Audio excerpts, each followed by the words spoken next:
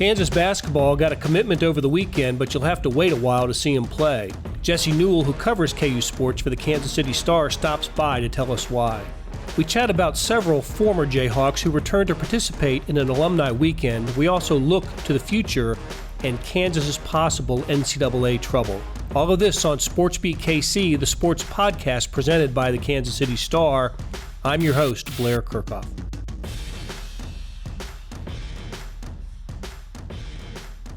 One of these days, we will talk KU sports with the entire KU sports staff. That is Jesse Newell and Gary Bedore. As of now, we've just talked to Jesse Newell, who is here today with us, and I'm glad he is. One of these days, we're going to get Gary in here, and we're going to sit him in this chair right over here. Yep. And he is going to discuss KU basketball, KU football. He's covered everything KU. He's a legend, and he has avoided us. I feel like when we get Gary in, it could be more of a big picture historical discussion because that guy has covered a lot of KU sports. A ton. I covered my first KU game in 1989. I had just moved here. I'll never forget it. It was KU versus basketball. KU versus Alabama Birmingham in the preseason NIT, a game at Allen Fieldhouse. KU was coming off Roy Williams' first season. They were on NCAA probation, and there were like 7,000 people at Allen Fieldhouse watching that game. And I kept thinking, what is this? Everybody used to tell me what a great place Allen Fieldhouse was. But I do remember Gary Bedore there. That's where I met Gary Bedore. And he'd been at the Journal World for years at that point, and he has done nothing his adult life except cover the Jayhawks. And I don't know if there's another writer in the country who's more associated with a school than Gary is with KU. And so I'm glad he's working for us. And Gary, I know you're listening. We're getting you in here soon, so be prepared. But I'm glad we've got Jesse Newell because Jesse does an incredible job covering the Jayhawks for the Kansas City Star and kansascity.com. And it's never not Kansas basketball season, and we were reminded of that just a few days ago. We're recording this on Tuesday afternoon, but was it over the weekend that we found out about Tre White, the latest Kansas basketball commitment? Yes, over the weekend, and it's sort of interesting too because this has been a late recruiting season for Kansas. Not only have they pulled their guys back in, Udoka Azubuike coming back, Devon Dotson coming back, all these guys that were testing the NBA waters, deciding to come back to Kansas. So that was kind of a late occurrence. And then they pull these late guys like Jalen Wilson and Tristan Enaruna and Isaiah Moss, a graduate transfer. So all that stuff kind of got pushed back into May and June. But now you have guys from the 2022 recruiting class, and so you're thinking, okay, 2022, that's not next year, and it's not the year after that, it's the year after that. So we're talking about going to be a sophomore, and that's where we're talking about Tre White, who is a 6'5" shooting guard out of Milwaukee. And these are sort of weird ones to talk about because, like, Rivals, we know Rivals has made an industry out of ranking these kids and putting them in boxes and saying what they're going to do. They haven't ranked him yet because they don't have rankings for the 2022 class yet. So for him, it's kind of one of those things, I think, where KU saw him, gave him an early offer. You do that a lot of times. You figure these kids are going to rack up their offers and take 30 or 45 of them and think about it and wait until they're juniors and seniors. And then sometimes they just say, forget it. I'm choosing this school. So a long way to go. A lot of things have to happen between now and then. Sometimes when KU picks up these early commitments, they don't always stick just because of circumstances changing. But for Tre White, it sure seems like he's going to be a 5-star guy. It seems like he's going to be a talented shooting guard. And as you mentioned, Blair, that means it's always recruiting season for Kansas basketball, even with guys that you didn't know were considering Kansas or considering committing to Kansas, and even for guys that are in the 2022 class. Right. So without a rival star or whatever other recruiting service wants to assign a value to them, what you have is the list of schools that other schools that were interested in him, and it's always good to be in the neighborhood of schools that were in the Final Four recently, and two of them were, right, with Texas Tech and Auburn. LSU and Illinois were two others that were mentioned. And what did the father say about he had heard from 15 schools, just like over the weekend or something. Yeah, I'm sure with these young kids, I mean, there's no reason not to. These coaches get involved with them early. You want to start and build relationships. And like a lot of these things, we've kind of seen this. I'm sure you can speak to this too, Blair, in football, where I know this was kind of one of Bill Snyder's pet peeves, that everyone gets an offer. And whether it's a real offer or not a real offer, but you have coaches out on the recruiting trail and they've offered 100 kids. We only have 25 scholarships, but they know that not every kid is going to sign up on the spot to go to K-State. So again, I think for Kansas, this was trying to get in early on a kid that they knew was going to be talented. And this kid, Tre, taking sort of a different path with it, was basically saying, I'm done with this. I don't want to build this thing up. I don't want all the three-ring circus of being the center of attention. I just want to go to a really good school. I think Kansas is that school, and I like the relationship I have with Jaron Sauer, the assistant coach. So, like I said, we'll see where this sticks. This hasn't always played well for Kansas in the past, or hasn't always stuck. I mean, the last one to give a commitment this early, I think, was Marquise Jacobs, who now didn't end up with Kansas. I believe he's DePaul, I think is the school. I mean, we can look it up with a real quick Google search. But and then, even think back further than that, Connor Frankamp was a guy that committed his sophomore year, came to Kansas for a year, and then obviously transferred and had some success at Wichita State afterwards. But this doesn't always pay off. But like I said, when you're in on a five-star kid and you can get that commitment early and he's ready to sign up, then I guess this is what you got. And we'll see if in 3 years from now we're talking about a freshman in Tre White. He had some connections to some other familiar recruiting names for Kansas. R.J. Hampton was a friend of his, I guess. Yeah, he's Milwaukee, but he came via Little Elm, Texas, which that should sound familiar because yes. R.J. Hampton, that's the high school that, or the city and the high school that R.J. Hampton, and then obviously we know the connection between R.J. Hampton and newest Jayhawk Jalen Wilson, because those guys were good friends, and it sounds like that Tre White and Jalen Wilson know each other and are friends too. So yeah, you'll see kind of some of those similarities going along the lines there. But this will be one we kind of have to sit back and wait and see how it develops over time. But for Kansas, you might as well lock in these guys early. If they're ready to commit, then you're ready to take them. Is there a chance to reclassify? There is, and that was something that was mentioned in the article by Gary Bedore, that he could go into the 2021. So maybe we're talking about a guy that could help out down the road 2 years from now instead of 3 years from now. Something to monitor. We'll see if it happens. A lot of times when there are those whispers, it ends up happening because that's just you're seeing this more and more nowadays, where kids are sort of held back for athletics so that they can kind of make that decision later on if they want to move up or not, and if not, then they're big for their grade and they are more physical and physically gifted. So we'll see what happens with this one, but again, probably at least a year from now until we know something a little bit more definitive. Okay.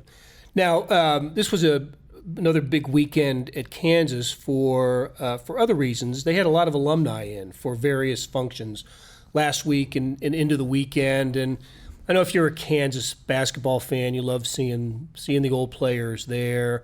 Did anything come out of that was interesting or intriguing? I know for me, seeing Frank Mason, I know he threw out a first pitch at the T-Bones game over the weekend. He's got a charity softball function coming up in August.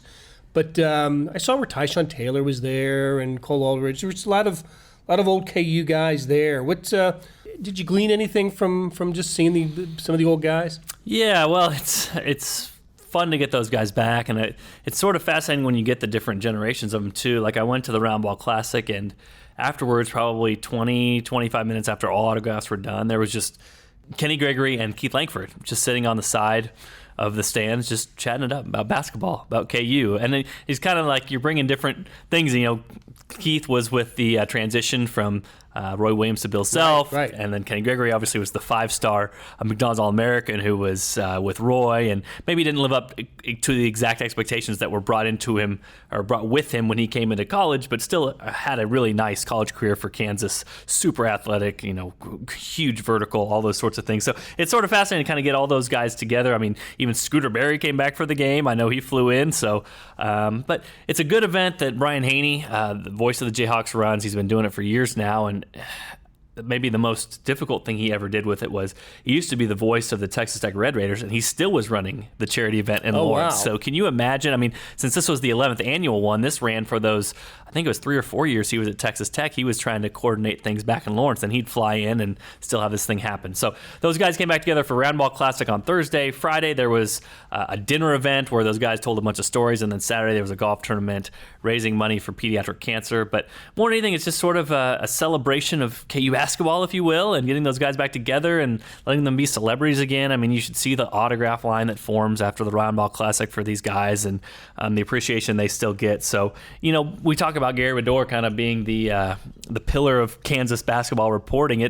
It's starting to make me feel a little bit old too, because now I'm going back to these events and, Ben McLemore, hey man, how's it going? And I'm thinking, okay, well that wasn't too long ago. And then Cole Aldrich come up, hey, how you doing? And it's just like, okay, now Cole Aldrich was a little while ago, and so Matt Kleiman from the 08 title team, he'll come up, and so yeah, we're beyond a decade now. I know, so it's sort of like, oh man, I've been around a little while here too, but gracious guys, and you kind of do get an appreciation too. I mean, it kind of makes me think about this in a big roundabout manner, but there's been that like Mets story this week where the beat reporter and the manager are yelling at each other, and Jason Vargas is yelling. It's just sort of fascinating. Kind of there's that part of it, and there's always this kind of interesting relationship between the media and athletes, and can be tumultuous, all that stuff. So it is interesting in these settings where those guys come back and they haven't had the headlines for a while, and you kind of see what those guys are like. And like I said, unprompted, you see guys like Ben McLemore come up to me, and Cole Aldrich and Tyshawn Taylor. I chatted with Tyshawn Taylor for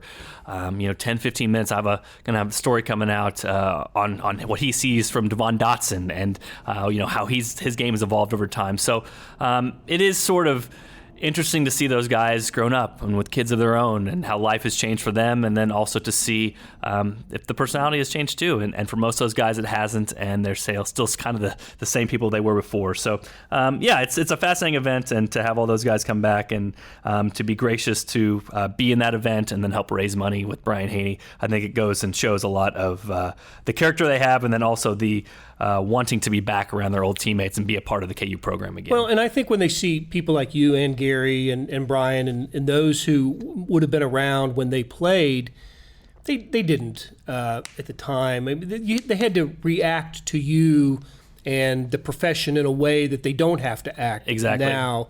And they have years of perspective built up as well. And you said it a moment ago that, they come back to a place where they're very appreciated, acknowledged, and opened with welcome arms. And when they see people like yourself and Gary, they that I think that conjures good memories for them as well. And I'm glad to hear that. I experienced some of that years ago covering Kansas and in other schools and other sports. But I'm glad to hear that that's the case. Yeah, and I mean, again, not to get too personal into this, but it's kind of like the old cliche saying that you hear. It's like, it's not what you did, it's how. I'll forget how the things you did, but I'll never forget how you made me feel. And so a lot of those guys, I'm serious. I'm standing back there watching these guys sign autographs, and big 7-foot Cole Aldrich is, coming up to me. Hey man, how's it going? Hey, it's good to see you. What's going on? Right as he's leaving, I'm talking to Kenny Gregory, and I didn't even cover Kenny Gregory. He's, sharing a couple minutes with me, talking about his best Allen Fieldhouse memories. I wrote about that. If people want to check out the Star, I said, what was the closest you ever came to quitting? And he said, third practice, Roy Williams. He ran me so hard I had to lie naked in the locker room for 3 hours after passing out. So, things like that. Matt Kleiman. Like I said, Tyshawn Taylor. I talked to him at a local restaurant here in Lawrence, just talking about pick and roll and things that he's done and what he sees and how he sees the game differently. And again, he's got his kid alongside him. He's eating a burger and all that stuff. But I think it says something about these guys to have those sorts of experiences.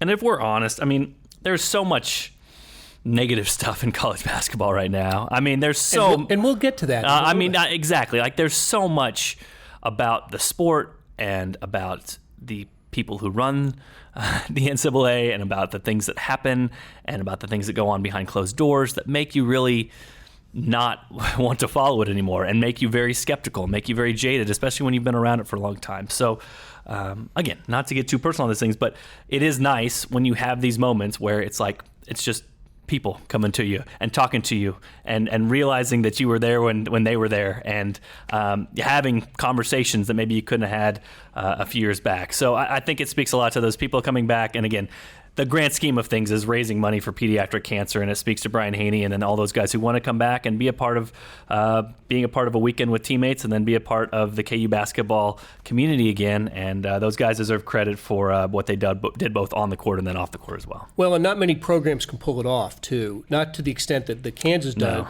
And part of that has been coaching continuity. I mean, Kansas is a program that doesn't turn over a coach every 4 or 5 or 6 years. So, the previous classes, the older players are always feel welcome back. I imagine that there's somebody who works over at Kansas that is in charge of, staying in contact with the alumni and making sure that they always, are welcome back. And I know when jerseys get hung, when they have the ceremony, it's not every year, but whenever one does happen like that, you see a lot of former Kansas players help celebrate that moment, and that's cool to see. I mentioned Frank Mason a little earlier. Frank, of all the players that you just mentioned and all the guys who came through Kansas, while you have covered them for the Star, for Lawrence, for Emporia, for anybody else, Frank Mason's the most honored of those players, is he not? I mean, to be, consensus national, unanimous, not consensus. I think he was unanimous national player of the year. Maybe the most decorated Kansas player, really more decorated than Danny Manning, because Manning split his national player of the year honors with Hersey Hawkins. So anyway, the reason I'm bringing him up is I just find him in an interesting spot professionally. He just finished his second year with the Sacramento Kings. And, he's third on the depth chart for the Kings. In the same draft, he went in the second round, and Sacramento took De'Aaron Fox in the first round. And De'Aaron Fox is a future face of the NBA, I think. And Frank Mason might be out of a job after, pretty soon. I happened to talk to Vlade Divac, the general manager, whatever his title is with the Kings, at the Final Four this year, and he gave me the boilerplate special on Frank. Great guy, great teammate, love having him. But the cold reality is he may not be with the Kings, and I wonder what his NBA future is. Yeah, and you sort of saw that in some of the articles that Gary Bedore and then our Greg Woods both wrote about Frank over the weekend after he went in the round ball, but. If you look at Kansas, if we're being completely honest, Sacramento has not been the best landing spot for former Jayhawks. It just hasn't, and they've picked high in the draft before. And you look at Thomas Robinson, you look at Ben McLemore, you look at now Frank Mason. And again, I think this is slightly different circumstances, as you mentioned with De'Aaron Fox, where they drafted a guy who has become successful that's just basically plays his position and is in front of him. So it might be best for all parties involved if he does basically get cut and get to choose his next destination and see where it takes him. I think with Frank, what he brings to the table is what you saw in that charity game and maybe what you didn't see with Kansas this year, which he barely took himself off the court in the Round Ball Classic. Like he wanted to win. You know what I mean? And I mean, if you think about this big picture, you just mentioned it, Blair, like he's about to go on his third NBA season. And we all know these guys have shelf lives, and usually in the NBA, they're pretty short. And he might not be with the Kings very soon. He might have to go prove himself somewhere else or sign with a team that might have to take a chance on him. And he's not leaving the court in a charity event at a KU basketball game. He scores the last basket for his team on a winning team. And I know I wrote about this some last year where I almost didn't want to place fault on last year's team for losing the streak, because it wasn't that they didn't care, because I really think that guys like Dedrick Lawson did very much care. It's just they didn't care to the level that some of the previous guys cared. And maybe that was an unfair standard, because Frank Mason cares at a different level. He had a lot of years invested in Kansas. Yes, he was there. Yeah, talking about the blood, sweat, and tears, the cliche. He was there for a while, and then KU just sort of hit lightning in a bottle, I think, for the back-to-back years when they got Devontae Graham and Frank Mason, because what we're seeing now is I don't see guys as much, or at least for Kansas recently, that are invested in Kansas as much. And that doesn't mean they don't want to play well. Doesn't mean that they aren't trying to win. It just means that it meant a little bit more to Frank Mason. It meant a little bit more to Devontae Graham. And last year's team, I just don't think we ever saw that. Like, I'm just envisioning that Oklahoma game that ended the streak. And Oklahoma goes on this big run. KU made this mini run to come back, and Oklahoma immediately responds like a 15-0 run, and they're up 30 points. And KU just...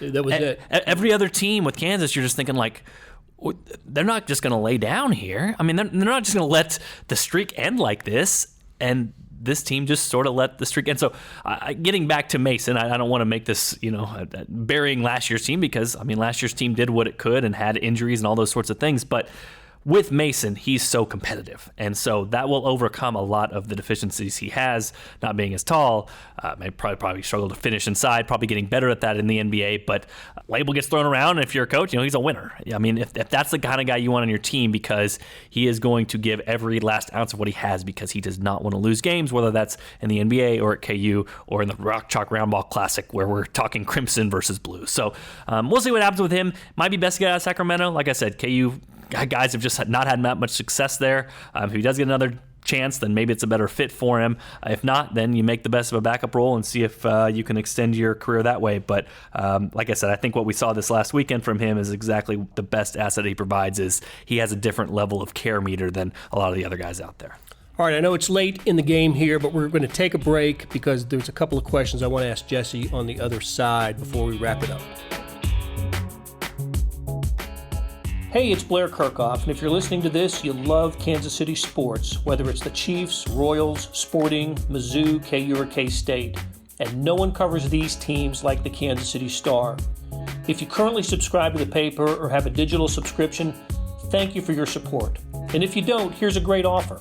It's called Sports Pass, unlimited digital access to every sports story and video on kansascity.com. And it's just $30 for the first year. It's the best sports value in town, just 8 cents a day or $2.50 a month. You can't beat that.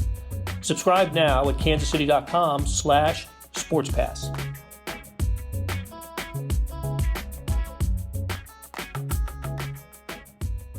We are back with Jesse Newell, who covers Kansas for the Kansas City Star and kansascity.com and the Wichita Eagle and kansas.com.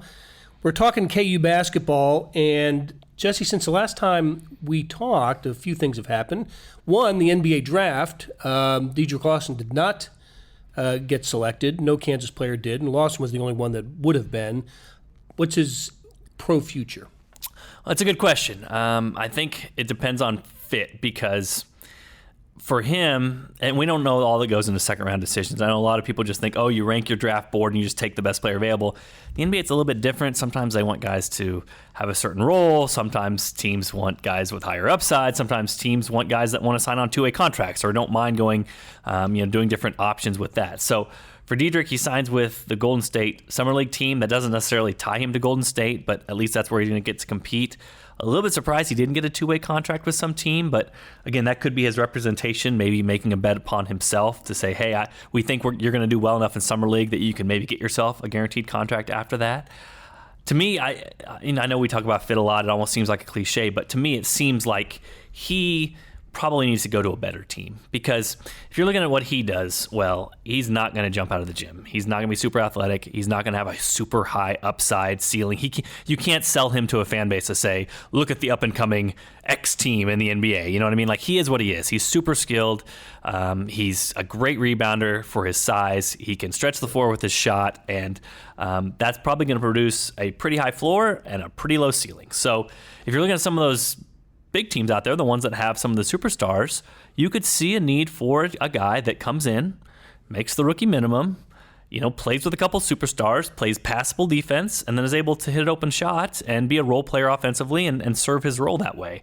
Whereas on a worse team, that's probably not what those guys want. They want the guy that can jump out of the gym, but hey, you have to fix his jump shot, or hey, we need to sell this to a fan base. So again, Golden State, that might not be where he ends up, but that's the sort of team you're looking at here. Like, okay, they've got superstars. They need a guy who can just be on the court, be a passable NBA player, and make the league minimum. And that might be the best opportunity for Diedrich to latch on to one of those teams. You look Golden State or the Lakers or one of those teams that might just kind of need a body on the roster that can show himself to be an NBA player at a very early age. And I think that's something Diedrich can do. Again, you can't ask for too much out of him, but if you don't ask for too much out of him, you'll probably be pretty happy with what you get. So that's probably the best role for him, and we'll see if he finds it after the Summer League and if he can latch on with somebody.